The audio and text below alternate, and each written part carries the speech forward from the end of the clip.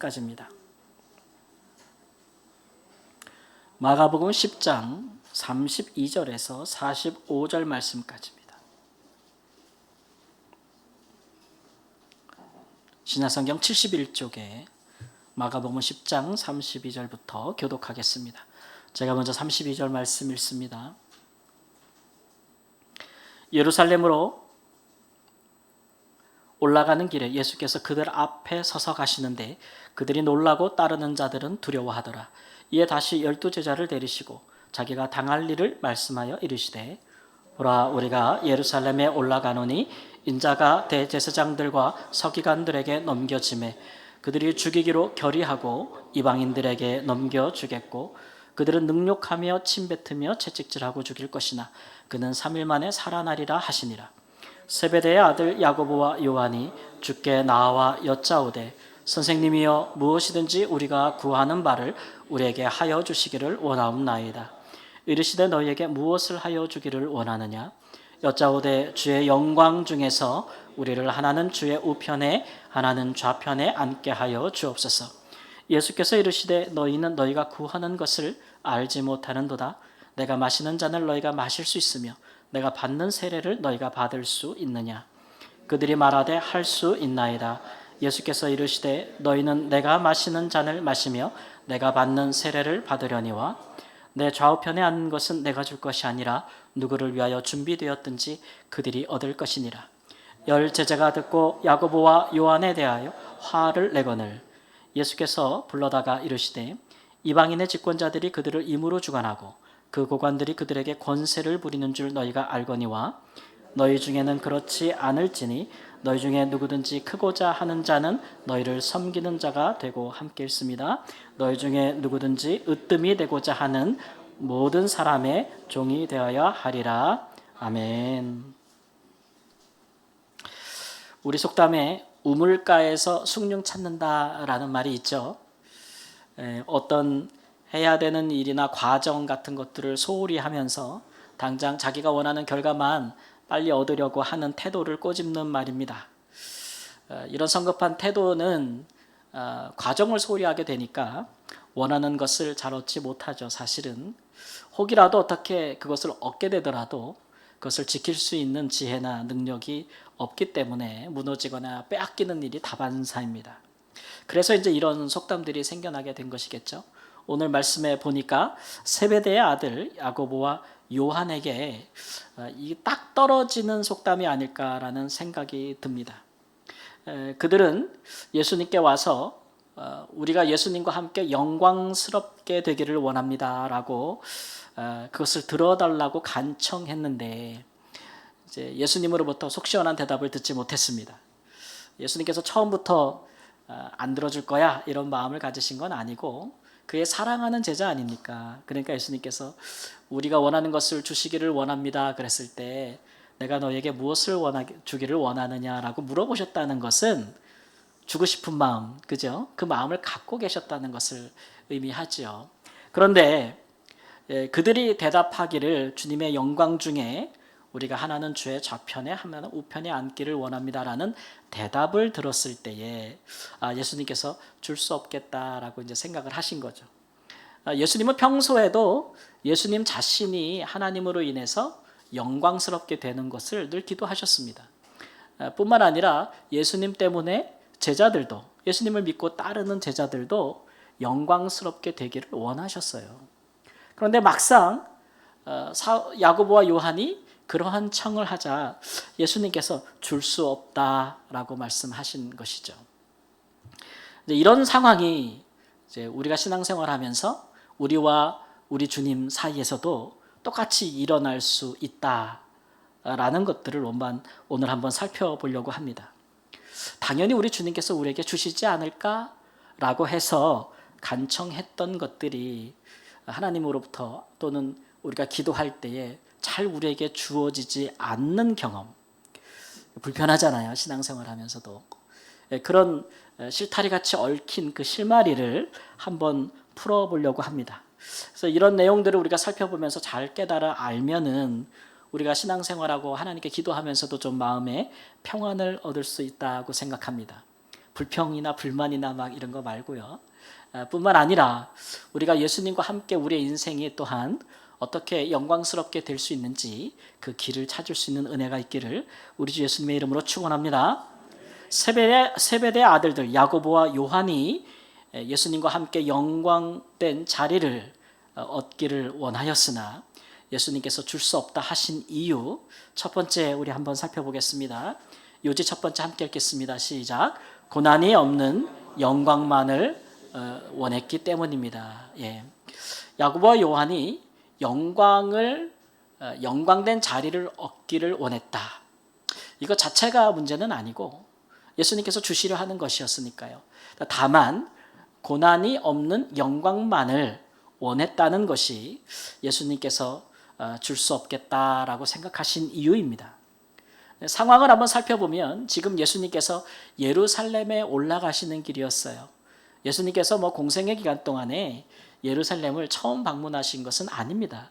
절기 때마다 몇 번씩 가서 방문을 하셨지만 이번 방문이 특별한 이유가 있죠.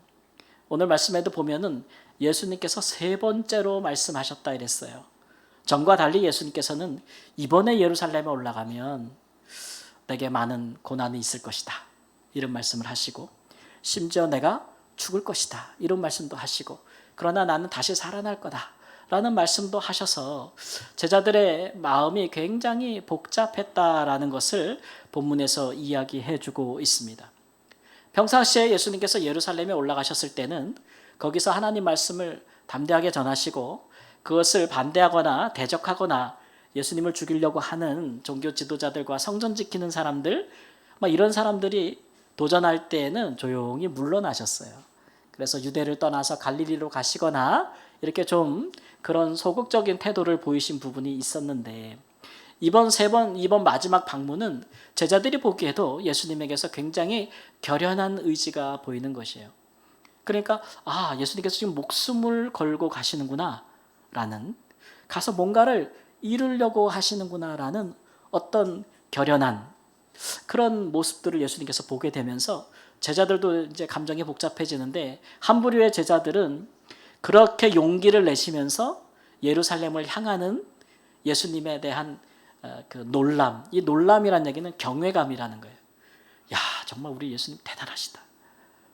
가면 어떻게 될지도 모르는데 어떻게 저렇게 용기를 내서 가실까?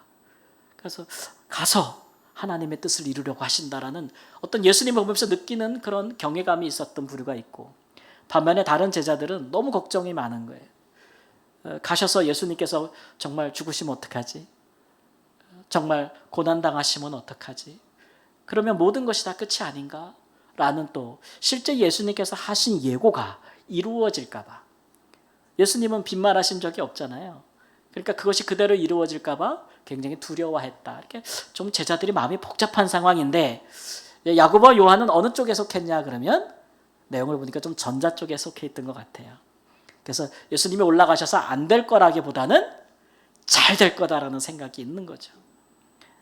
그리고 예수님께서 예루살렘에 올라가시면 거기서 왕으로 등극할 것이다 라는 그런 아주 그 희망찬 그런 소망으로 아주 가득 차 있는 거예요, 야고보 요한은. 그래서 이제 구하는 것이죠. 예수님 올라가셔서 영광 중에 왕이 되시면 우리 형제가 예수님 좌우편에 앉게 해달라고 이제 구하는 것입니다. 예수님께서 이 말씀을 들으신 후에 반응이 달라지는데, 38절 말씀 보니까 너희는 너희가 구하는 것을 알지 못한다라고 이렇게 얘기를 하세요.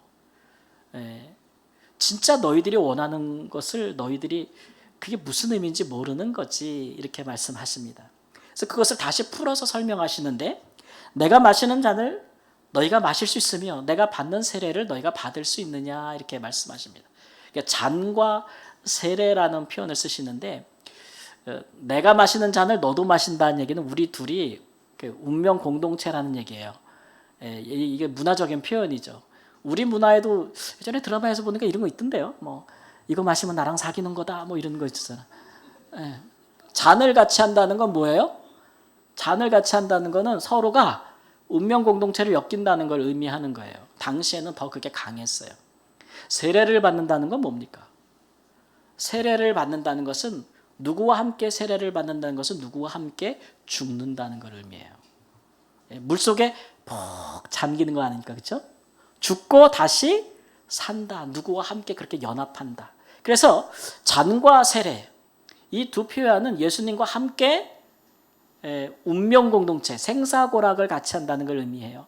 그들이 구하는 것이 뭐였냐면 예수님의 영광 중에 계실 때에 우리가 좌우편에 앉기를 구합니다. 이렇게 했잖아요. 근데 예수님께서 너희가 나와 함께 하려면, 나와 함께 영광 중에서 함께 하려면 나의 잔과 세례도 함께 받아야 된다는 거예요. 이 얘기는 예수님이 영광에 이르기 전에 먼저 그가 고난받으실 것에 대해서 세 차례나 얘기하셨잖아요. 그것을 말씀하고 나랑 영광 중에 함께 하려면 고난도 함께 받아야 된다라는 것을 일깨워주고 있는 거예요. 그거 알고 얘기하는 거니 이렇게 말씀하고 있는 거예요. 야고보와 요한이 지금 그것을 알고 있다는 걸 모르고 있다는 거예요. 모르고 그냥 해맑다는 거예요. 해맑다. 자기들이 구하는 것이 무슨 의미인지를 알지 못한다는 거죠. 알지 못하니 줄 수가 애매하지 않습니까? 지금은 아닌 거죠. 예수님이 이렇게 주실 수 있는데 지금은 아니다라고 하실 때 예수님께서 즐겨 쓰시는 표현이 있어요. 우리도 뭐 누가 이렇게 청할 때 뭐 해줄 수도 있는데 근데 지금은 못 해주겠고 이럴 때 여러분 자주 쓰는 자기만의 표현들이 있지 않습니까? 여러분 어떤 말을 많이 쓰십니까? 뭐 목사님들은 주로 기도합시다 그런 표현을 쓴대요. 이 좋은 표현을 왜 그렇게 쓰는지 모르겠네. 기도하자 할 땐 될 때 써야지. 근데 예수님은 어떤 표현을 쓰셨냐면은 뭐냐면은 이거는 내게 속한 것이 아니다. 누가 해주시는 것이다? 아버지께서 해주시는 것이다. 이런 표현을 많이 쓰셨어요. 그러니까 사실 뭐 예수님이 청하시면 아버지가 거절하실 리가 없잖아요. 그런데도 그건 내가 할 일이 아니고 아버지가 하실 거다라고 얘기한 얘기는 지금은 아니다라고 이제 완곡한 거절의 표현을 하시는 거라고 볼 수 있습니다. 지금은 깨닫지 못했죠. 야고보 요한이. 그러나 예수님이 십자가와 부활 이후에는 분명히 깨달아서 그들이 예수님과 함께 영광을 누리기 위해서 고난의 길을 가야겠다라는 인식들을 하기 시작했고 우리는 그분들의 인생이 어떻게 됐는지 알고 있죠. 야고보 사도는 예루살렘 초대교회의 지도자였고 예수님의 12사도 중에서 제일 먼저 순교하신 분이 되었다는 것을 우리 알고 있고 반면에 또 그 형제된 요한은 예수님의 12사도 중에서 제일 오랫동안 생존하셔서 섬에 유배되어서 거기서 하나님 말씀을 기록하고 또 예수님의 다시 오실 것에 대해서 증거했던 사랑의 사도라는 것도 우리가 알고 있습니다. 그러니까 알지 못할 때는 하지 못했던 것을 그들이 알고 난 후에는 행했다는 것을 우리가 알 수가 있겠죠. 이러보건대 우리가 예수님께 뭔가 우리에게 원하는 것을 좀 해달라고 할 때 우리가 좀 주시는 우리 예수님 앞에서 우리가 좀 고려할 사항이 있다는 것을 알게 되는 거죠. 예수님 내 인생을 좀 영광스럽게 해주세요. 예수님 좀 내 인생을 좀 빛나게 해주세요. 그 소망 자체가 문제가 있는 건 전혀 아닙니다. 주님께서 우리에게 주고 싶은 것이고 아버지께서 행하고 싶은 것이니까요. 근데 그것을 구할 때 우리의 마음이 우리 혼자 그렇게 되는 거 아니고 누구랑 함께요? 우리 예수 그리스도, 우리 주님과 함께. 우리 혼자는 영화롭게 될 수가 없어요. 우리 혼자로서는 하나님 앞에 하나님이 주시는 영광을 얻을 수가 없어요. 우리 인생이. 그렇기 때문에 예수님과 함께 영화롭게 되는 것인데 그럴 때 우리가 생각하기를 예수님과 함께 영광을 누리고 싶으면 뭐도 고난도 예수의 고난에도 내가 동참한다라는 마음을 알고 구하라는 거예요. 그게 해주시는 일을 기쁘시게 하는 거라는 얘기죠. 사실 예수님께서 제자들에게 항상 말씀하실 때 이런 속내를 숨기신 적이 없습니다. 우리 예수님은 거짓말을 안 하시잖아요. 너희가 나를 믿고 따르면 너희 인생이 영화롭게 되고 존귀하게 되고 막 이렇게 당근만 주시지는 않았어요. 처음부터 솔직하게 너희가 나를 믿고 따르면 영화롭게 될 것이나 영광스럽게 될 것이나 너희들에게 고난도 있을 것이야 라는 것을 분명히 밝혀주셨잖아요. 마가복음 10장 29절 30절 말씀 함께 읽겠습니다. 예수께서 이르시되 너희에게 이르시되 집이나 형제나 자매나 어머니나 아버지나 자식이나 전토를 벌인 자는 현세에 있어 집과 형제와 자매와 어머니와 자식과 전토를 100배나 받되 박해를 겸하여 받고 내세의 영생을 얻지 못할 자가 없느니라. 예. 너희 인생이 영화롭게 되고 복될 것이나 그러나 박해도 겸하여 받게 될 것이다. 숨기신 적이 없어요. 바울 사도도 이방의 복음을 전할 때에도 우리가 가진 복음에 고난이 있다는 것을 감추지 않았습니다.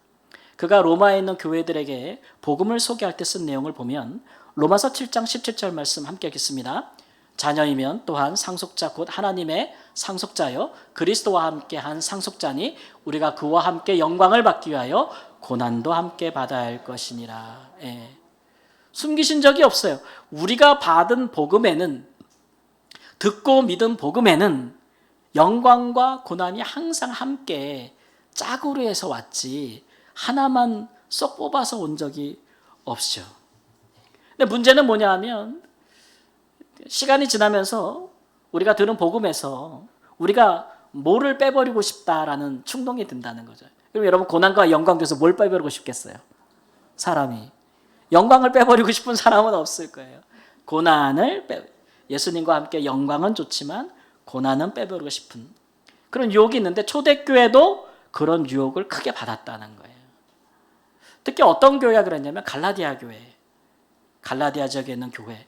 갈라디아 3장 1절 말씀 보니까 그런 태도에 대해서 바울 사도가 굉장히 크게 지적하는 말씀이 나옵니다. 함께 읽습니다.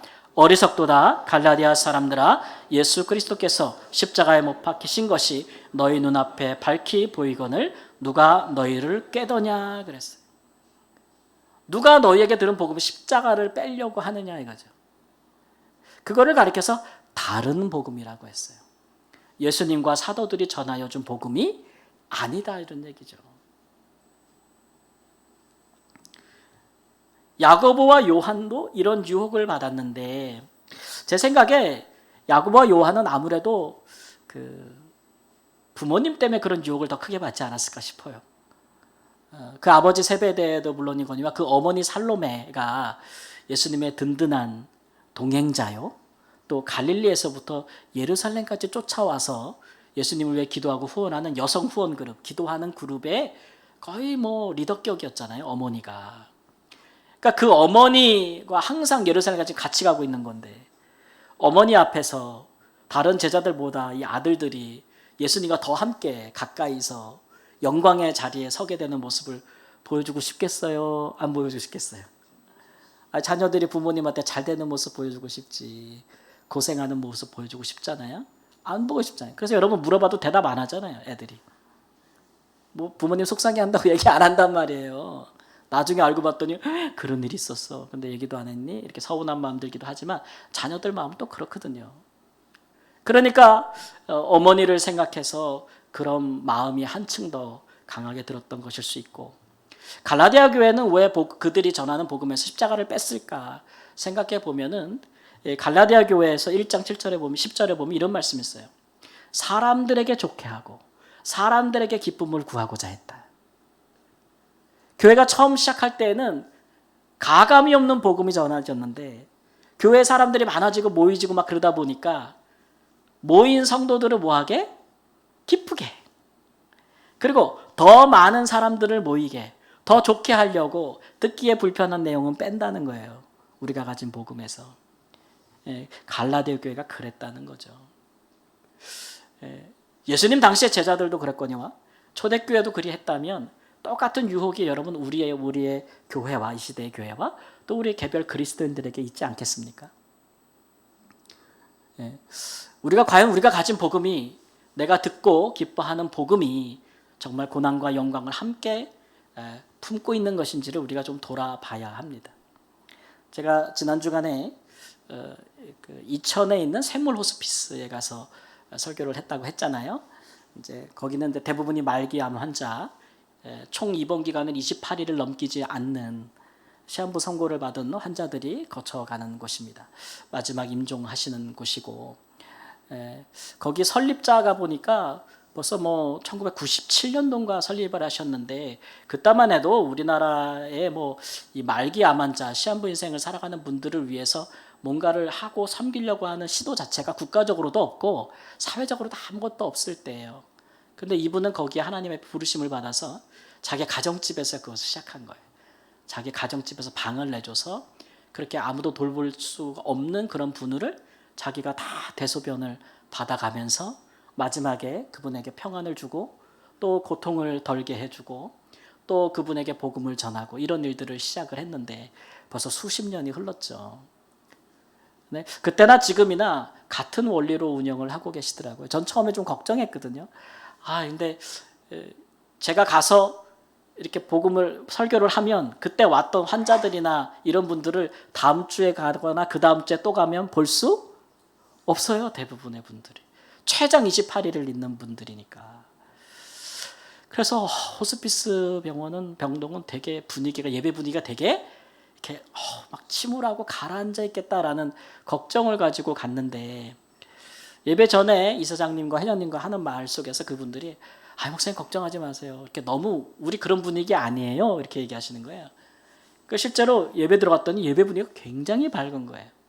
환자분들 표정도 굉장히 밝고, 야, 정말 어떻게 저럴 수가 있을까라는 생각이 들 정도로 생각보다는 말씀을 전하는 것이 그렇게 크게 무겁지 않았어요. 예. 근데 이제 쭉 내용을 들어보니까 하여튼간 오시는 분들한테 굉장히 최소의 비용을 받더라고요. 그리고 환자들을 돌보는 그 유가족 와서 같이 지내는 분들한테 어떠한 체류비도 어떠한 식사비도 하나도 받지 않아요. 다 그냥 무료로 제공을 해요. 그리고 환자 수보다 3-4배나 많은 의료진들과 또 목사님들과 또 요양보호사들이 계시고, 정말, 그리고 뭐 그렇다 보니까 운영비가 없잖아요. 그죠? 받질 않으니까. 그래서 그런 운영비들을 누가 후원합니까? 그랬더니 한국 교회에서들 많이 후원하고 아는 분들이 후원하지만, 놀랍게도요, 믿든 안 믿든 그 병원에 가족을 와서 거쳐갔던 유가족들, 그분들이 많이 후원한다 그러더라고요. 왜 그렇게 후원을 합니까? 그랬더니 너무 감사해서, 너무 감동을 받아서 그런 일들이 많대요. 그걸 보면, 시설들을 보면 정말 고통이 크니까 그 고통을 컨트롤할 수 있는 그런 여러 가지 일들을 준비하고 하는 것을 봤는데요. 그러니까 뭐 환자들이 계속 바뀌는 거 아니에요. 그러니까 환자들을 돌보는 분들도 금방금방 이별을 하는 거예요. 그러니까 처음 온 분들은 굉장히 트라우마에 많이 시달린다고 하더라고요. 그런데 그렇게 어렵게 운영하고 이어오면서 귀한 사역들을 하고 계신데, 이런 사역이 정말 너무 힘들어 보이는데 이런 사역이 정말 얼마나 영광될까, 얼마나 영광스러울까라는 생각을 하게 됐거든요. 마지막 나오기 전에 추모관이 있어가지고 제가 가봤는데, 요즘 추모관은 또 디지털 추모관이더라고요. 그래서 홈페이지식으로 돼 있어가지고 거기를 거쳐가신 분들이 다 자기의 사진과 글들을 클라우드에 업로드를 하는 거예요. 자료들을 다. 그리고 가족들도 다. 그리고 그분들을 추모할 때 가족들이 거기 홈페이지 들어가서 다 편지를 쓰고 사진으로 올리고 계속해서 이어가요. 그래서 그런 자료들을 이렇게 보면서 이게 그렇게 고난만은 아니구나라는 생각을 하게 됐어요. 왜냐하면 거기서 잠깐 있다가 돌아가시는 분들이 많은 고통 속에서도 얼마나 많은 사랑을 받고 섬김을 받았는지 그 감사와 기쁨을 막 글로 표현한 것들을 보게 되고, 거기서 정말 가족들과 잘 이별할 수 있도록 사람들이 최선을 다해주는 거예요. 그리고 거기서 지금까지 2만여 명의 환자들이 거쳐갔는데 그 중에 70%가 예수 그리스도를 영접하고 세례를 받고 그렇게 가셨다. 그런 통계도 제가 봤거든요. 그러면서 생각을 하게 됐습니다. 고난과 영광이라는 게 어떻게 복음 안에서 하나가 될 수 있겠습니까? 머릿속으로는 잘 안 되잖아요. 그렇죠? 근데 이거는 머릿속으로 이해하는 복음이 아닌 거죠. 살아봐야 알게 되는 복음인 거예요. 살아봐야. 그래서 우리가 가진 복음이 참 위대하다라는 생각을 하게 됐습니다. 사랑하는 성도 여러분, 우리 주님께 기도하시면서 무엇을 하여 주기를 원하십니까? 기도하고 계십니까? 주님께서 뭘 해주시면 우리 인생이 더 빛나겠으며 더 영광스럽겠으며 더 존귀하겠으며 더 행복하겠습니까? 그것을 구할 때에, 근데 예수님과 함께 그렇게 되기를 구할 때에 우리 주님이 이 땅에서 걸어가셨던 이 땅에서 하나님이 하시고자 하는 일을 하면서 겪어야 하는 적지 않은 고난에도 마음을 같이 해주시는 마음을 품으시기를 바랍니다. 그래야 우리 주님이 불편하지 않으세요. 우리가 뭐 기도할 때 고난이 없는 영광만을 구하면 우리 주님이 하시는 말씀은 야, 그건 내가 줄 거 아니고 아버지께서 나중에 주실 거다 이렇게 말씀하시거든요. 그 같은 마음이 우리에게 있기를 우리 주 예수님의 이름으로 축원합니다. 야고보 요한이 원하는 것을 구하여도 예수님께서 해줄 수 없었던 이유가 또 무엇입니까? 두 번째로 함께 의지를 읽습니다. 시작. 섬기는 자가 되려는 마음이 없었기 때문입니다. 없었기 때문이다. 예수님의 12사도 중에서 야고보와 요한만 이런 마음을 가졌구나라고 생각할 수는 없는 것이, 야고보와 요한이 이렇게 했을 때 다른 제자들이 굉장히 화를 냈다 그랬어요. 여기 화를 낸 것은 굉장히 질투하고 시기했다는 의미가 되겠죠. 그래서 예수님의 뒤따르는 말씀에서도 보면은 제자들이 막 화낼 때 예수님께서 이 제자들 사이를 어떻게 좀 이 문제를 해결하기 위해서 주신 말씀을 보면은 제자들이 다 같은 마음이었구나라는 걸 알 수 있는데, 어떤 마음이냐면 크게 되고 싶은 마음, 또 으뜸이 되고 싶은 마음을 다 품고 있었구나. 근데 야고보 요한이 먼저 선수를 친 거죠. 그 차이만 있을 뿐 다 같다라는 것을 알 수가 있습니다. 근데 여러분, 예수님의 말씀을 꼼꼼히 뜯어보면은요, 사람이 주 안에서 크게 되고자 하는 마음 혹은 으뜸이 되고자 하는 마음 자체를 예수님께서 뭐라고 하는 게 아닙니다. 그렇죠? 예수님의 좌우에 앉기를 바라는 그 마음 자체를 예수님께 책망하시는 것은 아니고, 예수님께서 이제 지적하시는 것은 그게 되고 싶다는 그 마음보다 그렇게 돼서 어떻게 하겠다는 거냐에 예수님께서 문제를 삼는 거예요. 되겠다는 마음은 있는데 하겠다는 마음이 없는 거죠. 예수님께서 그거를 지금 채워주시려고 지금 말씀하고 있는 겁니다. 그래서 너희들이 되겠다고 하는 게, 내 좌우 우편에 앉겠다고 하는 게 이방의 집권자들, 권세자들처럼 사람들을 지 마음대로 주관하고 혹은 사람들에게 권세를 부리려고 하는 마음이냐, 이런 얘기죠. 그렇게 하지 말라는 거예요. 그렇게 하지 말고 섬기려고 하는 마음으로 구하라는 겁니다. 섬기려는 마음으로 구하라는 거죠. 우리가 얼마 전에 대통령을 새로 급하게 뽑게 되었는데, 여러분, 대통령이 어떤 사람이길 바라십니까? 국민을 섬기는 사람이 됐으면 좋겠습니까? 국민한테 섬김을 받으려고 하는 사람이 됐으면 좋겠습니까? 그렇죠. 그렇단 말이에요. 우리는 우리 위에 세워진 사람들한테 그거를 원해요.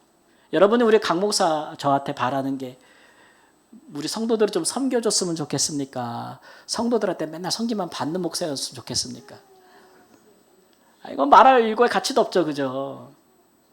근데 입장을 바꿔놓자고요. 늘 생각하는데, 내가 하나님께 무엇인가를 구하면, 영광스러운 자리를 구하면 하나님은 우리에게 그래 주고는 싶은데 섬기려 함이냐 섬기려 받으려고 함이냐라고 물어보신다면 여러분 진짜 어떻게 대답하시겠습니까?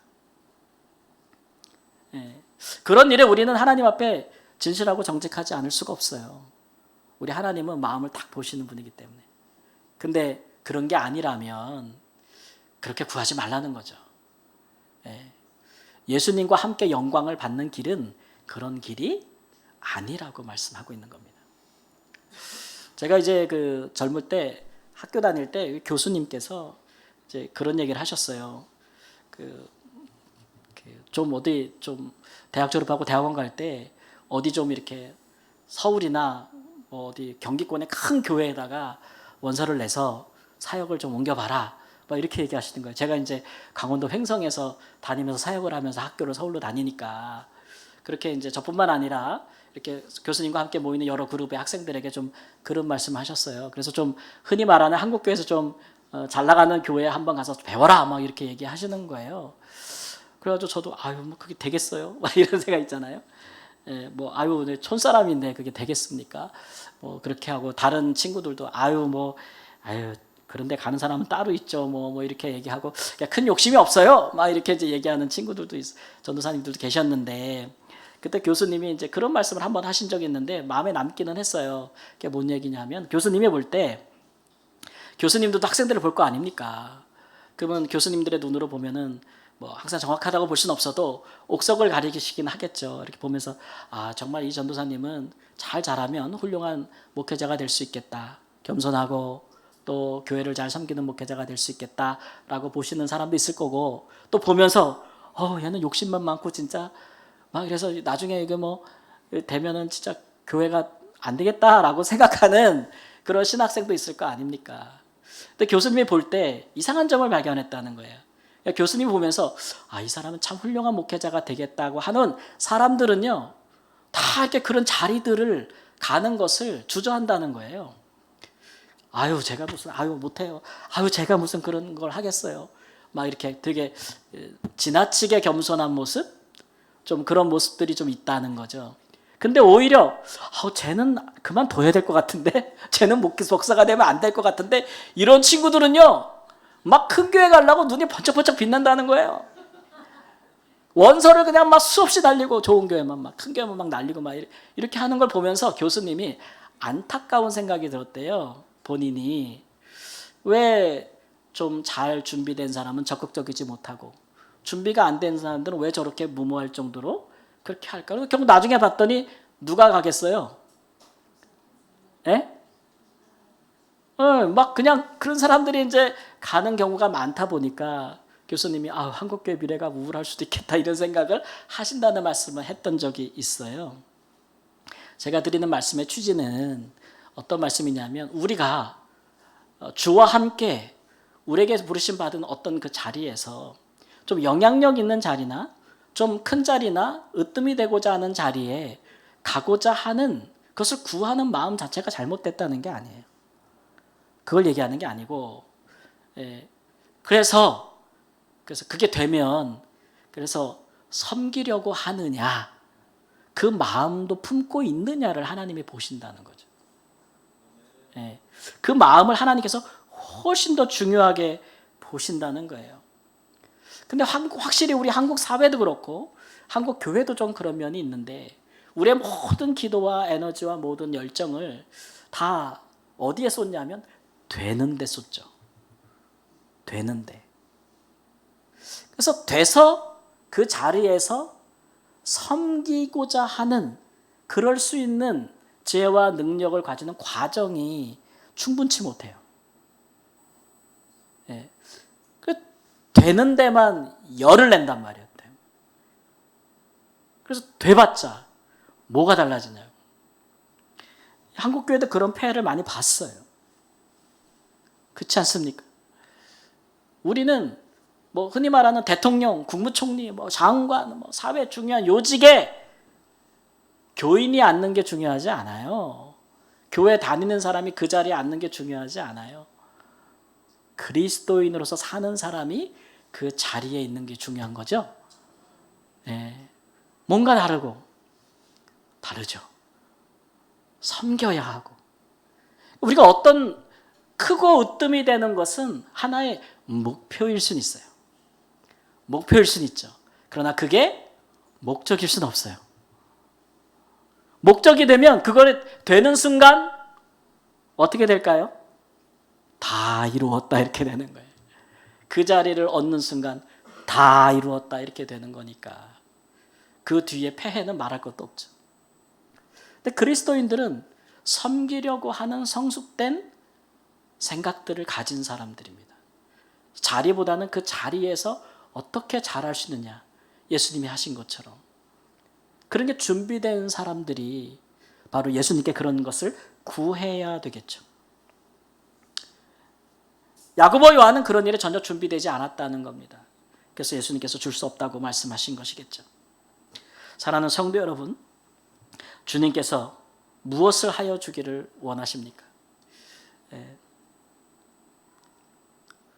우리 주님은 고난을 배제한 영광만을 추구하는 기도는 기뻐하지 아니하신다 라고 말씀하셨고, 섬김을 받으려기보다는 섬기는 자가 되라 라는 말씀을 오늘 주고 계십니다. 그 마음 우리도 품어서 우리가 주님 하여 주시기를 원합니다 할 때 우리 주님께서 거절치 아니하시고, 우리 주님께서 됐다, 준비가 됐다 여기시고 그것을 허락하여 주시는 은혜와 축복이 있기를 우리 주 예수님의 이름으로 축원합니다. 아멘. 우리 함께 합심해서 잠시 기도하겠습니다. 주님, 우리가 기도하고 구하여도 기도하고 구하는 우리 마음만 중요하지 듣고 응답하시는 우리 주님의 마음이 중요하지 않을 때가 많았습니다. 그러나 오늘은 우리가 응답하려 하시는 주님의 마음의 소리를 들었습니다. 하나님 아버지, 주와 함께 영광을 누리려면, 우리 인생이 빛나려면, 영광스럽게 되려면 예수님과 함께 그 가신 고난도 우리가 함께 가겠다는 마음, 또 하나님 섬기려는 마음, 그것을 우리의 목적으로 두고 구하는 자가 되게 하소서. 우리가 이렇게 함께 합심해서 기도하겠습니다. 주님 감사합니다. 오늘도 우리에게 귀한 말씀을 주시니 하나님을 향한 우리의 기도와 간구가 하나님 들으시는 하나님의 마음에 합한 것이 되게 하시고, 주님이 보실 때에 내 마음에 든 자라 말씀하시며, 하나님 아버지, 우리가 구하는 것과 또 구하지 않은 것도 더하여 주시는 은혜가 우리 가운데 응답이 있기를 원합니다. 하나님, 그러기 위해서 우리가 하나님의 마음에 합한 것을 구할 수 있는 하나님 깨달음과 지혜가 이 시간 우리 가운데 임하게 하여 주시옵시고, 이로써 하나님 아버지, 우리의 기도하는 것들이 하나님 아버지 헛되거나 불평과 불만으로 오지 아니하고 하나님인 주님의 마음을 하나님 아버지 헤아리는 기도로서 하나님을 기쁘시게 하고, 주께서 우리를 세우실 때에는 우리가 충분한 준비가 되어져 있고, 하나님께서 우리를 영광스럽게 하실 때에는 오히려 종같이 낮아져 섬김의 도를 다 할 수 있는 하나님의 귀한 사람으로 살아갈 수 있도록 주님이 역사하여 주시옵소서. 이 시간도 귀한 은혜로서 우리를 감동하시고 우리를 인도해 주시옵소서. 존귀하신 예수님의 이름으로 기도합니다. 이제 자리에 일어나셔서 함께 찬양하고 축도하겠습니다.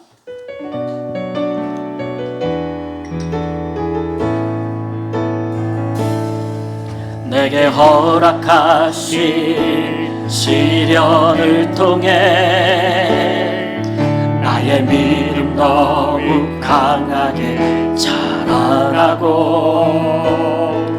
험한 산과 골짜기 지나는 동안 주께 더 가까이 나를 이끄시네. 내가 겪는 시험이 어렵고 힘겨워도 내 주님보다 크지 않네. 내 앞에 바다가 갈라지지 않으면 주가 나로 바다 위 걷게 하리. 나는 믿네, 나는 믿네.